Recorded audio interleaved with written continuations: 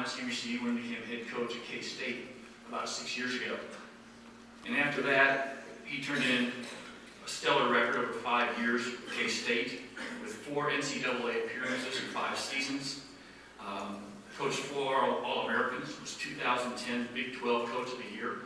If you know anything about the Big 12, they've got some excellent basketball out there, Kansas, Texas, among numerous other programs.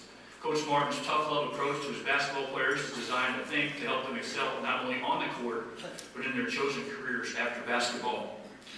USC has assembled an outstanding group of head coaches in men's and women's sports programs over the past few years. I think Frank Martin is the latest addition to this group, and I believe will lead our men's basketball program back to national prominence in a very short period of time. So will you help me give Coach Martin a warm Spring Valley welcome?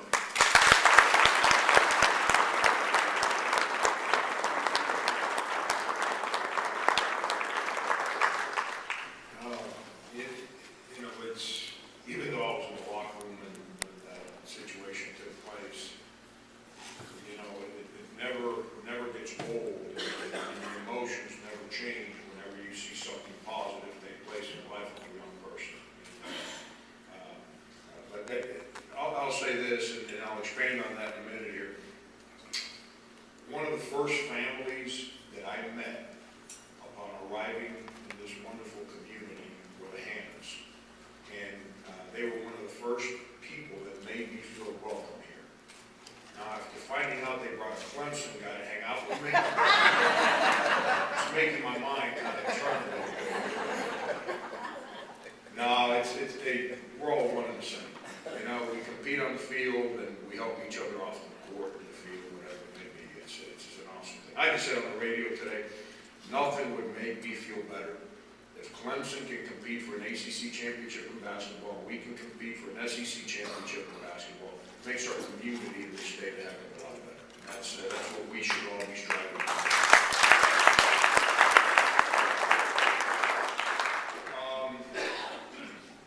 One thing that was left out, you know, when they introduced my wife, was best friend. You know, not too many of us get to be able to live with your best friend every single day. I can tell you, those of you that see me now and you think I'm upset now, you should have seen me when I was single and no children. I keep all that anger inside of me, and I couldn't let it out till the next day. Now when I get home, she's more upset than I am, so I got to calm her down. So it makes me change my mindset. And then kids, you know, whether we win, lose, practice well, practice bad, whatever. As soon as I walk in the door, our kids, daddy's home, So whatever negative vibe I might have inside of me is out the window, because it makes me realize how important my leadership and my presence is in the lives of my kids, which means it's the same for our players. And how important it is that we're so thankful that we wake up the next day and we understand that we get another opportunity to improve people. Forget playing, let's improve people. And you can't improve people through negative actions. And that's something that my wife has brought into my life and has made me a better person because of that. And that's why I say she's my best friend on top of everything else. But there's a little story that I share, especially when I'm so close to the good man upstairs, in a building that kind of, we're always looked upon by him, but we're in a place where we're right next to him right now. And when you see a moment like that, it gives me perspective. And I think that we all lose perspective of things sometimes. We all forget just how simple the world is, and we just keep your eye on what's important. And with pro football kicking off today, it's a little story that I was told a long time ago, and I've kind of shared it. I've shared it, I think, twice since I've been here in this community, and I'm going to share it again with you tonight. Boss Peyton Manning. I don't know if any of you are pro football fan. I love football. I live for football. You know, it's unbelievable. Standing on the sideline for our game. Heck, SEC football is NFL football. And standing on that sideline and seeing those guys, that sweat and boom, every single, it's an unbelievable. A lot of people say our basketball teams play like football because we're so physical.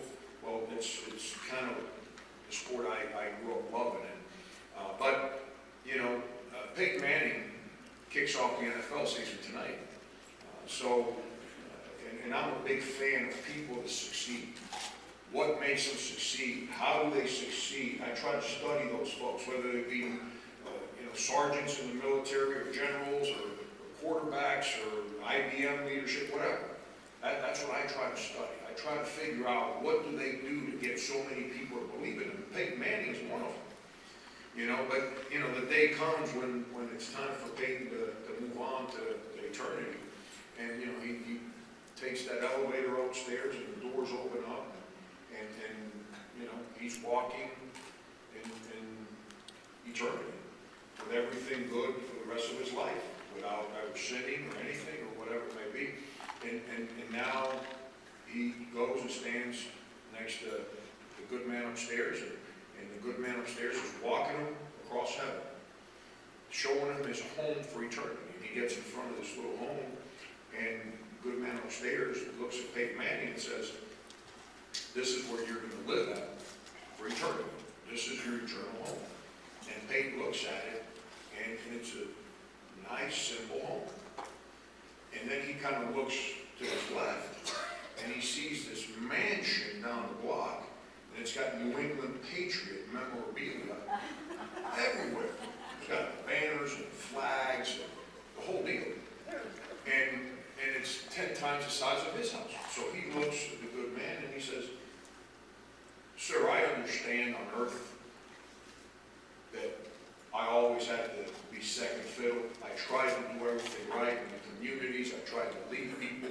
I tried to set records, and I understand Tom Brady always broke my records. I understand Tom Brady always won the Super Bowls, and I didn't. But do I have to deal with that here too?" Lord kind of looked over there and he said, "Oh," he said, "that's not Tom Brady's house. That's my house." And, keeps things in perspective. Makes us all keep things in perspective, that we only control so many things. And all we can do is worry about controlling the things that are on our side, and who we are and how we act. The incredible, the power of moments. That little story you saw behind us there, I don't know how many of you folks actually followed our season last year. Unfortunately, I had to follow it. And when I was looking at the clip, the lights from the camera bouncing off the bald spot I developed, and it's, I could barely see. But here's the powerful moment about that sequence right there. We were on a 6-game losing streak. And those 6 games we had lost previous to that night, we had the lead with 3 minutes to play in 4 of them. And we couldn't put the game away. And that night, we're in the same exact situation. And we give up the lead. And then somehow, some way, we make a shot to take the lead with 10 seconds to go. And how does that happen? Why did that happen at previous times? Well, it happened in that moment because of that moment for that young man. Because he was deemed to go home that night in tremendous spirits. And like I said, he doesn't understand all the stuff, the negativity we're losing, or the excitement of winning. All he knows is that at that age, everything was good. Everything he experienced and that was good. That's what it's about, and we have to always make sure we keep our sights there. So I say all that to bring you to the point of what brought me here. Well, I'm not one of those that worries or talks a lot about what I used to do, or where I used to be, or how it used to be. I'm not big on that. The decision was made for me to come here, and my family is ecstatic that we're here, and that allows me to think that we made the right decision. I can tell you selfishly, myself, as a coach, as a member of this community, as an employee of the university, I am more certain now that the decision I made was the right one than I was the day I made it. And when you can say, and that was even with the losing, and when you can say that, that tells you that you're in the right place. That allows you to do your job. My family's happy. I know I'm happy professionally. I'm happy at home. And that allows us to then impact the people around us in a positive way. I try my best to get around the community and meet folks. I say this all the time. I think too many people that have my job only interact with people in the job setting. So then as fans, you view me as a coach. So if you view me as a coach, then you only view me as someone that's responsible for winning and losing games. That's not fair to my family. That's not fair to my staff's family. We have to be members of the community that we live in. We have to go out of our way to interact with folks on anything other than basketball.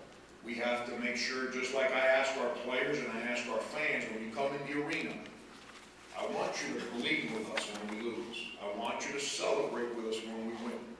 Well, it's the same way when we walk in life. I can't act like I'm away from the community when the community needs me, but be a part of the community when I need the community.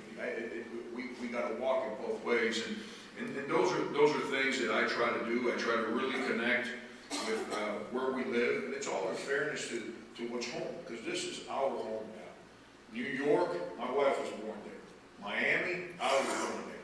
My wife's professional career was born in Boston. My professional career was born in Manhattan, Kansas. Our lives cross paths in Boston. All those places are places that have made us who we are today, but now this is our home. And we have to take all those experiences and blend into the cultures of this community and make this a better place because of the platform that I've been afforded. I've got to help this place become better for the children like him, to have a better place to live in whenever my time here to move on has happened. But I saw an unbelievable challenge. I don't know how many of you guys know Eddie Fogler. I don't know how many, Coach Fogler has become a mentor to me over the years, and somebody that I've always respected. And he's the one that sold me that this is the right place. He's the one that, I'll tell you, if I would have known after I came, and I'm not on basketball, about a little bit more details about Eddie than I know now, than I knew then of me, I wouldn't have listened to him. Because when my wife and I were house hunting, we were in Wildwood, is that correct? Is that the next community over Wildwood? And the realtor said to me, Coach Fogler, I think, lives right down the block. So I pick up the phone and call him and say, hey, you get ready to have a new neighbor. And he says, really, where are you at? And I gave him the address of the home that I was looking at. And he's like, oh, that is awesome. How long are you going to be there? I said, I don't know, however long it takes to look at the house, and, you're going to come over, we'll wait for you. He says, give me a couple minutes, I'll be right there. Well, not 2 minutes had passed, and my phone rings, and it's him again. I said, hey, Coach, what's up? He says, Frank, I moved out of that house 3 years ago. So, if I would have known where his mind was at, I probably would have listened, but he's awesome. He's awesome. He's guided me in the right direction, and everything he told me about the job and the community is to the T. And it's exactly what he said. And our biggest challenges, and you guys hear me speak publicly, I always speak about changing the culture. This university has incredible fans. This community has incredible people. Our sport, the one that I'm a part of, has been irrelevant. Well, it hasn't been just irrelevant with the players or a coach, or it's a combination of everything. Now, our university and the other sports aren't irrelevant in this community. I go to the football games, I go to the baseball games, I go to the volleyball games. I was just told how many students are attending our soccer games, and I can't wait to take our youngest actually starts soccer next week, so I can't wait to take him to a soccer game. So I see that passion, I feel it every time around, and I know it's going to come in our building. We have to do a better job of connecting, and that's the unfortunate part. I say this all the time, and you kind of heard me mention it. If winning were easy, who would ever lose? Whoever would raise their hand and say, you know what, I'll lose today, if winning was easy. Winning is hard. Winning one day is extremely hard. Winning a lot more than you lose is as close to impossible as it can be. But that's the kind of thought process that you got to have every single day to continue the journey that you got to be on. I've become this new Twitter thing, and usually when I work out or when I first wake up in the morning, I get in thought. And I just get in thought of different things that I need to do better, that I have the perspective I need to keep to impact people in my life in a positive way. And I was working out this morning, and my mind, which I need to do a heck of a whole lot ever since I've been eating shrimp and grits every single day. But as my mind was working, this thought came into my mind, and I put it on Twitter. And that's a different dynamic that I'm not going to bore you with today, why I ended up in social media. But what I put is winning and losing is a temporary emotion. Success is a ride into eternity. And that's, you know, and that's the truth. You know, whether you win today or lose today, that shouldn't impact on how you do your job tomorrow if your whole objective is to have success for a long term, which is what we're all here for. Because we never know where the finish line is at. We always have to fight every day without knowing where the finish line is at. And it's important we always keep perspective of that. And I just spoke to our team about that before I came over here today. But there are a couple things that I wanted to touch on before I let you guys, you know, a lot of times coaches get up here and they tell you what they want to tell you about their team, whatever. I much rather, when it pertains to our basketball team, our program, I'd rather tell you what you want to know. Rather than you read it on the internet or have some so-called talking head that's got you thinking that they speak with me and they know what they're talking about. I'd rather just ask me. I'll tell you. I've learned this, and I hope I'm not offending anyone in here that might be in politics.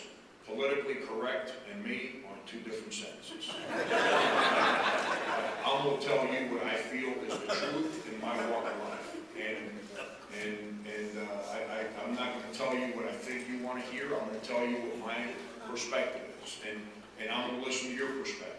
And the only way I can learn is by understanding your perspective and my perspective and understanding how to respect one another as we try to connect to make this work the right way. But last year, everyone thinks because of the success that I've been fortunate to be a part of.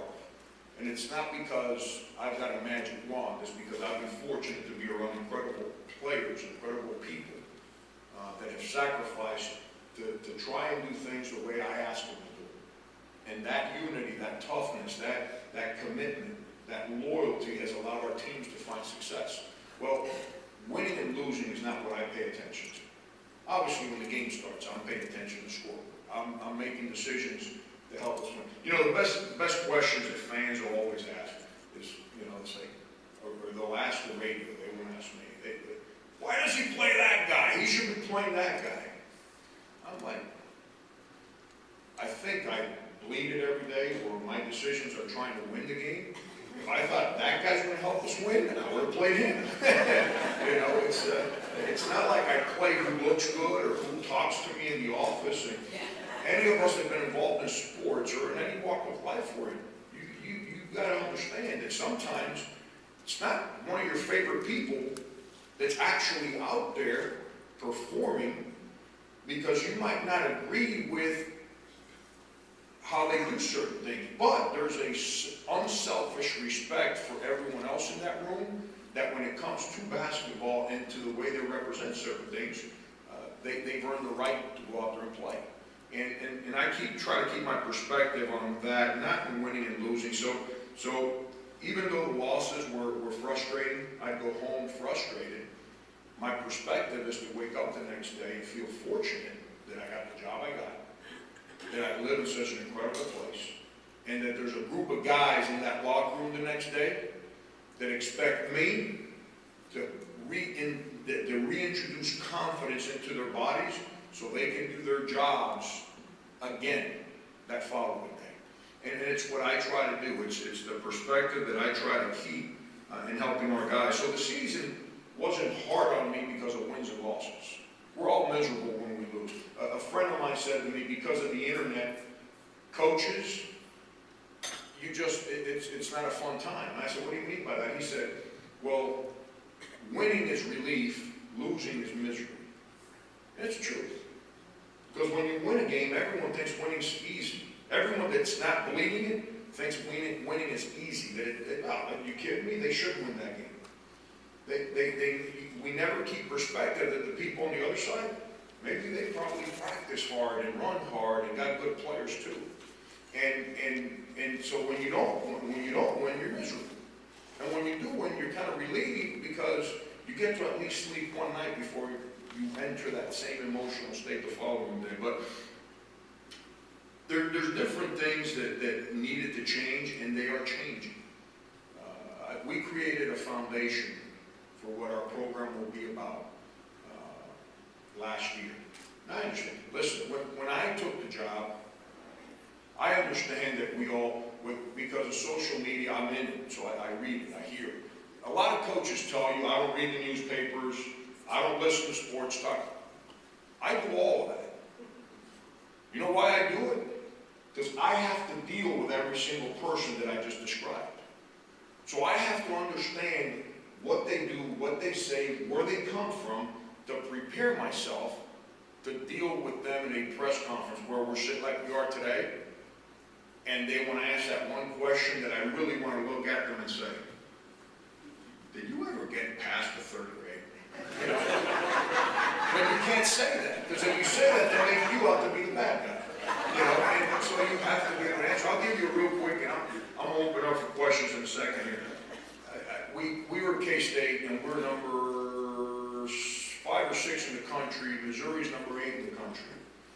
And it's the first league game of the year, and we're at Missouri. 16,000 maniacs in that building. Okay? We're up the whole game, have 2 bad turnovers coming down the stretch. They score off of both. They just nip us, and we lose. My guys, I was mad we lost, because we're in control of the game. We got to learn how to make those plays, not have negative plays. And I go into the press conference, and right away, I'm like, yes, sir. Well, Coach, do you think after this loss, you can get your team to pay attention to you again? And I said, we're number 6 in the country. This is what my brain's telling me. We're number 6 in the country. That's not given to you. Your kids have earned that. Maybe he didn't watch the game. Maybe he was in the back eating a hot dog or something. But it was 2 top 10 teams on the road, and it was an unbelievable basketball game. My kids were crushed. Because they laid it on the line, and that night it wasn't good enough. Well, the good man upstairs dropped something in my head. So instead of answering the way I wanted to, what came out of my mouth, and I have no idea how, because it didn't take this long. It was like boom, boom, right away. I said, well, sir, if I were to follow your train of thought, as an old math teacher, then I should only teach my students after they fail an exam. Well, the room got as quiet as this room is right now. They never asked me another question. I got out of there, and I was the happiest person in the world that I had to deal with the media on that night. But that's what we want our program to be.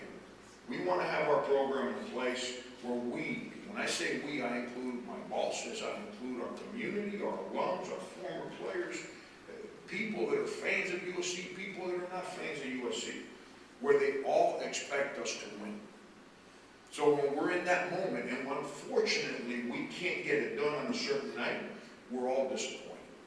Because I think that peer pressure makes me do my job better, makes you as a fan come back, makes our players walk out to a full arena, and they understand how important what they do is to so many people. And that's that peer pressure. See, we want to blame people all the time. When kids make mistakes on peer pressure.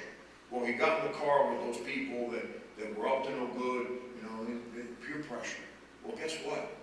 Peer pressure makes us champions too.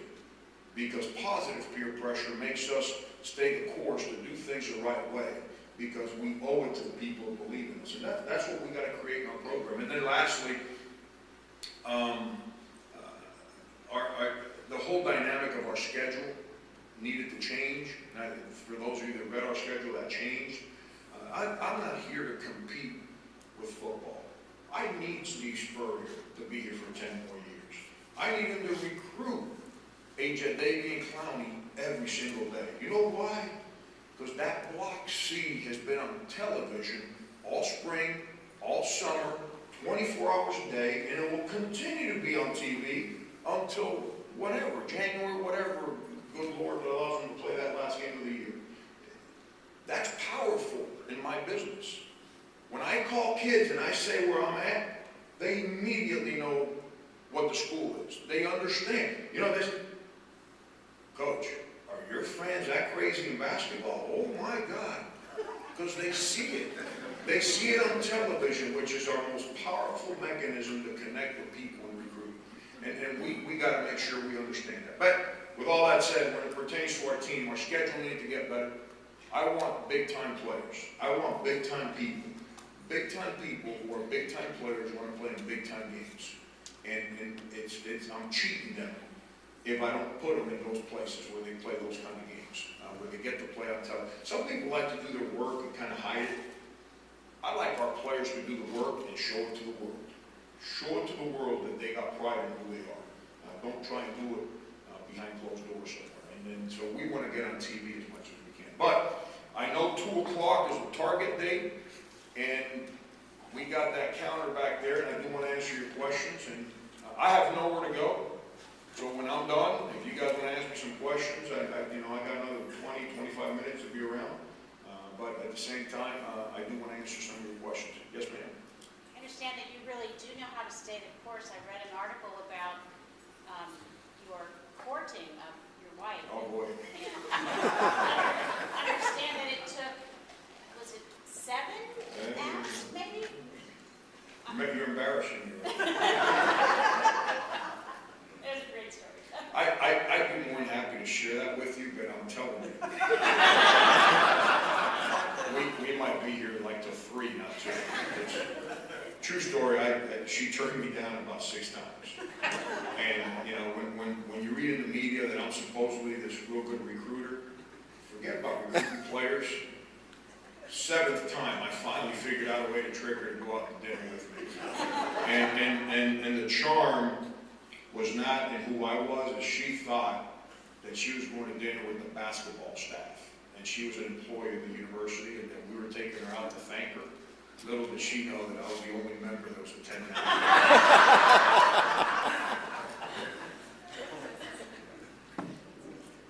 Yes, sir. Yes, I've been waiting 25 years for the Gamecocks to get a really good center. You got one?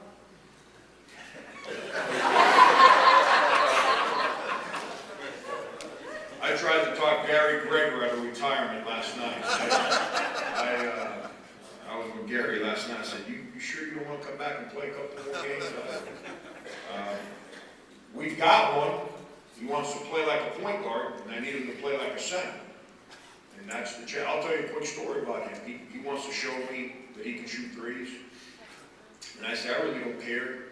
I need you to rebound and play defense. And he's like, well, Coach, I shoot threes. I said, I don't want to hear your nonsense. Rebound, play defense. Well, he played for his country this summer, and I'm always paying attention. I always pay attention. Well, they played 9 games in the tournament that they were in, one of those European Euro Cup, I can't remember the exact title, but they played 9 high-level games. He played them all 9. You know how many threes he attempted playing for his native country, Lithuania? Attempted 0. So when he showed up on campus here 2 weeks ago, hey, Coach, good to see you, with his broken English, I said, hey, great to see you too, Limones. I said, here. He said, what's that? I said, that's the stats from the tournament where you shot 0 threes. So if you don't shoot them for your country, you're not shooting it for my country.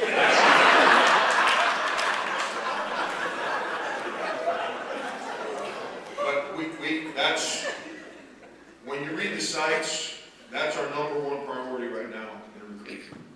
We've got to become a lot bigger and stronger at the rim than what we've been.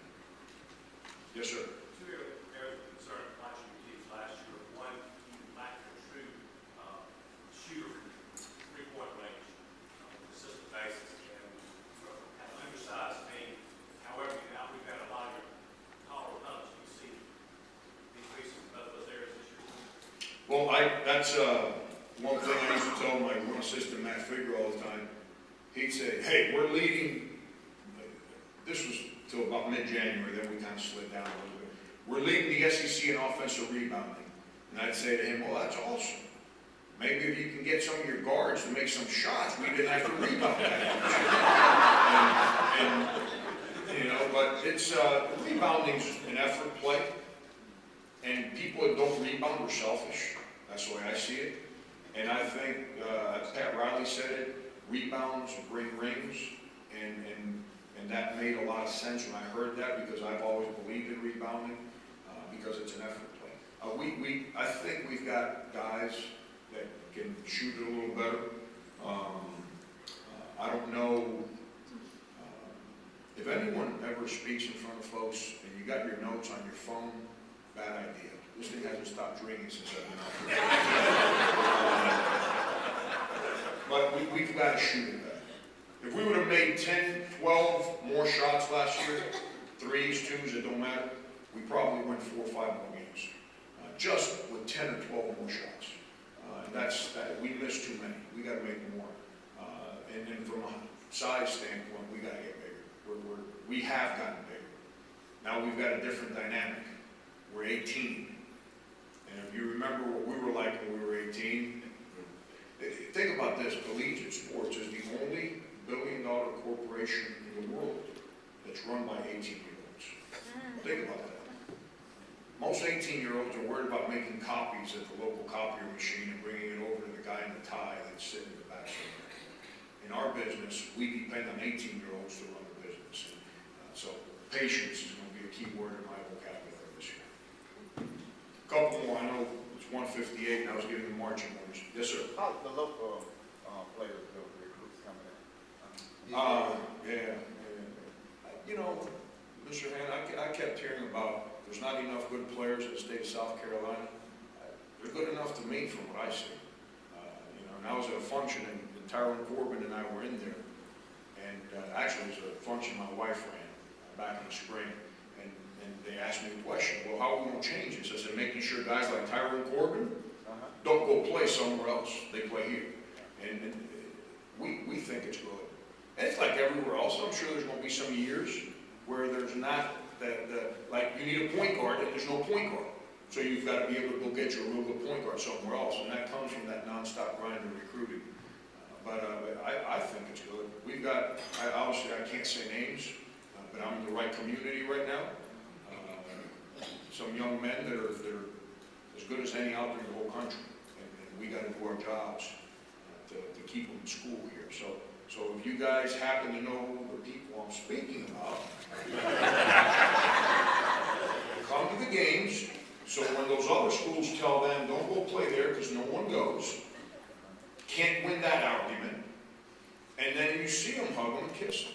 Tell them, I can't wait to see you play.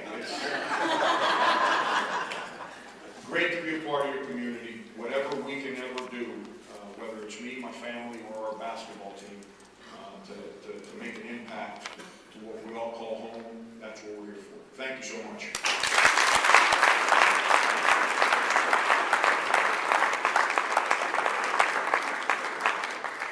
Thank you, Coach Martin. We're proud to have you as part of our community, and you too, Anya. Thank you for joining us today. Before I wrap things up, I'm going to make another command decision. The coach said that he could spend another 20 minutes or something like this. That was, a lot of us need to leave because we've got work. We actually have other lines besides here.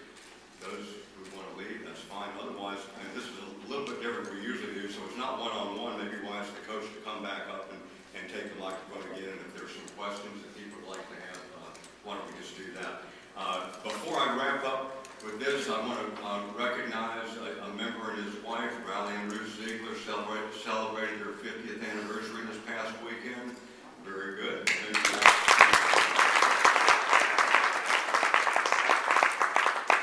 Stevie, how much did we raise today? over the raffle. We had more guests than usual. Coach, you're immensely popular, so thanks for coming. I had to sit in the very back, and that's never happened to me before. But I did have 2 desserts. So there are a few guests that did not get included, and we apologize for those. One is a new Richland 2 teacher who's coming back next week, and she had to get back to class, so she'll stand up and wave, but Andrea Berry brought her. Stan Llewellyn, you have a guest that did not get kissed and applauded, so would you introduce him?